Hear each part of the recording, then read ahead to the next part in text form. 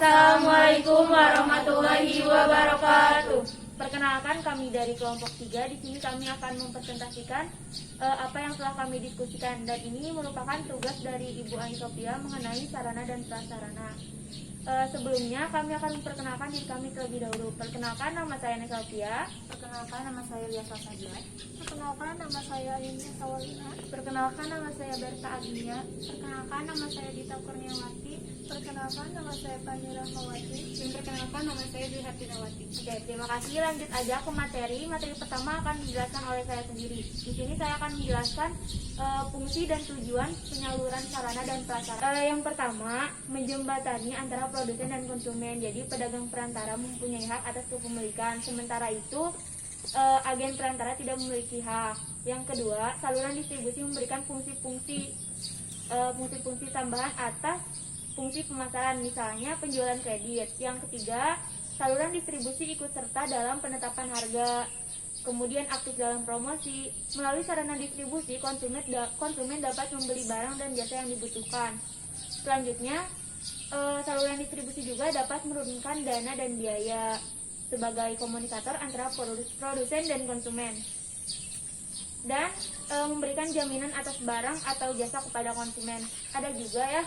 Kemudian yang terakhir nih, yang terakhir itu saluran distribusi memberikan pelayanan tambahan kepada konsumen. Selain dari fungsi, ada juga tujuan. Beberapa tujuan. Yang pertama, menyampaikan barang atau jasa dari produsen ke konsumen. Yang kedua, mempercepat sampainya hasil produksi ke tangan konsumen. Yang ketiga, tercapainya pemerataan produksi. Yang keempat, menjaga kuantitas produksi. Yang kelima, meningkatkan kualitas dan kuantitas produksi. Dan yang terakhir, meningkatkan nilai guna barang dan jasa. Mungkin fungsi dan tujuan sekian ya. Untuk selanjutnya ada asas yang akan dijelaskan oleh rekan-rekan saya. Terima kasih. Selanjutnya ada asas penyaluran sarana dan prasarana. Menurut Lukas dan Purusari 2004, dalam rangka mendukung efisien dan efektivitas kerja, baik setiap unit kerja maupun organisasi, secara keseluruhan yang terlibat dalam penyaluran logistik harus memperhatikan dan mengimplementasikan asas-asas. Nah, di sini saya akan menjelaskan beberapa asas-asas penyaluran logistik yang wajib diterapkan. Yang pertama yaitu ada ketetapan jenis dan spesifikasi logistik. Nah, ketetapan jenis ini sangat erat kaitannya dengan penyaluran logistik karena merupakan harus sesuai dengan jenis dan spesifikasi yang telah ditentukan sebelumnya. Barang yang dipesan harus sesuai dengan barang yang diterima oleh pihak pemesan. Apabila terdapat suatu kesalahan, maka akan berakibatkan fatal dalam proses kerja suatu organisasi maupun instansi. Selanjutnya yaitu ada ketetapan nilai logistik.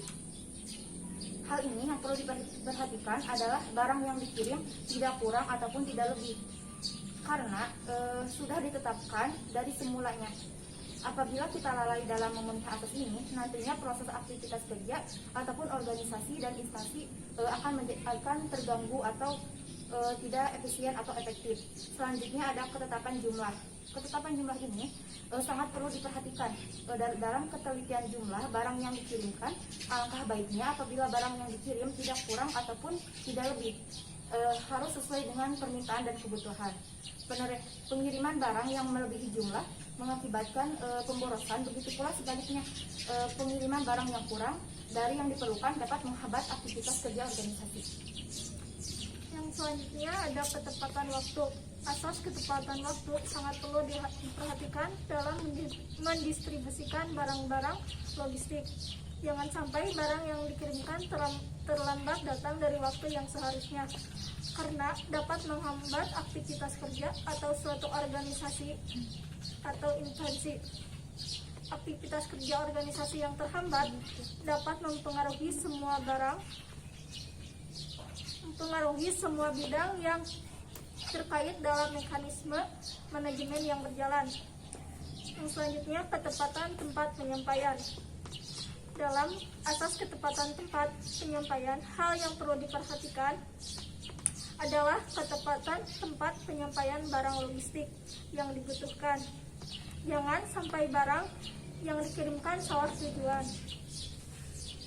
atau bahkan tertukar dengan tempat atau unit kerja lainnya. Kesalahan menerapkan asas ini tidak hanya mengganggu aktivitas kerja organisasi, bersangkutan saja, tetapi juga berdampak pada unit kerja lainnya. Oleh karena itu, asas ketepatan tempat penyampaian menjadi asas yang sangat penting dalam proses pendistribusian barang-barang logistik.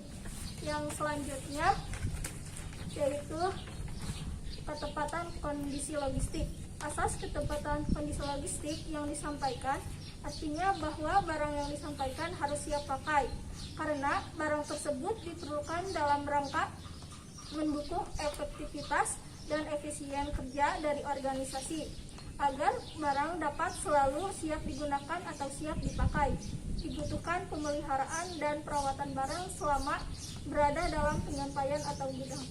Adapun tugas anggota penyaluran sarana dan prasarana, menurut Warren Kijen menjelaskan bahwa saluran distribusi sebagai organisasi jaringan kerja yang terdiri dari agensi dan lembaga yang bersama-sama melakukan kegiatan yang diperlukan. Adapun menurut Philip Kopter, tugas-tugas penting yang harus dijalankan oleh para anggota saluran distribusi yaitu yang pertama penelitian, yang kedua promosi, yang ketiga kontrak, yang keempat penyelaras, yang kelima negosiasi, yang keenam distribusi fisik, yang ketujuh pembiayaan, dan yang terakhir pengambilan risiko. Yang selanjutnya yaitu ada moda transportasi penyaluran sarana dan prasarana. Menurut Bigren 2006 terdapat 4 jenis moda transportasi. Yang pertama yaitu transportasi darat atau truk. Truk merupakan moda transportasi darat yang paling cepat menuju target, efektif, efisien, dan fleksibel. Ada 2 jenis truk dilihat dari muatannya, yaitu truk muatan berat dan truk muatan ringan. Yang kedua yaitu transportasi darat kereta api. Kereta api merupakan salah satu moda transportasi darat yang memiliki jalur khusus dalam pengangkutannya. Yang ketiga yaitu transportasi udara.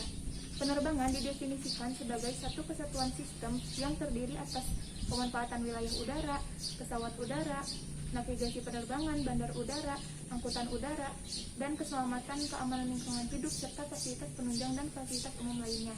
Dan yang terakhir yaitu ada transportasi air, dikategorikan menjadi 3 bagian, yaitu perairan dalam pulau, perairan antar samudra, dan perairan internasional. Selanjutnya ada proses penyaluran sarana dan prasarana. Penyaluran merupakan kegiatan pemindahan barang dan tanggung jawab dari kapten kepada pemegang yang lain. Penyaluran perlengkapan merupakan kegiatan pemindahan barang dan tanggung jawab kepada unit-unit atau orang-orang yang membutuhkan barang. Selanjutnya ada prosedur penyaluran sarana dan prasarana, yaitu penyusunan alokasi. Dalam penyusunan alokasi ini pun ada beberapa hal yang harus diperhatikan, yaitu penerimaan barang, waktu penyerahan barang, jenis barang, jumlah barang, kegunaan atau keperluan barang. Penyusunan alokasi pendistribusian, terlebih dahulu lakukan penyusunan alokasi pendistribusian barang-barang yang telah diterima, sehingga dapat disalurkan sesuai kebutuhan berdasarkan kondisi, kualitas, dan kuantitas. Dengan begitu dapat menghindari pemborosan yang seharusnya tidak terjadi. Yang selanjutnya ada pengiriman barang. Pengirim barang dari penyalur barang memperhatikan hal-hal berikut. Yang pertama, cara pengiriman, yang kedua pengemasan, yang ketiga pemuatan, yang keempat pengangkutan, dan yang kelima pembongkaran. Yang selanjutnya ada penyerahan barang. Dalam penyerahan barang jangan lupa mengisi daftar penyerahan barang seperti surat pengantar, tanda terima, biaya pengiriman, dan lain sebagainya. Barang yang telah diterima lalu diinventaris oleh panitia penggandaan. Kebenaran yang diperiksa dengan daftar yang ada, semua anggota bisa menggunakan barang tersebut dengan prosedur yang ada. Barang-barang tersebut perlu diatur lebih lanjut, memudahkan pengawasan dan pertanggungjawaban apabila pendistribusian tidak diatur sebaik-baiknya. Terima kasih. Mungkin sekian yang dapat kami sampaikan. Terima kasih atas perhatiannya. Wassalamualaikum warahmatullahi wabarakatuh.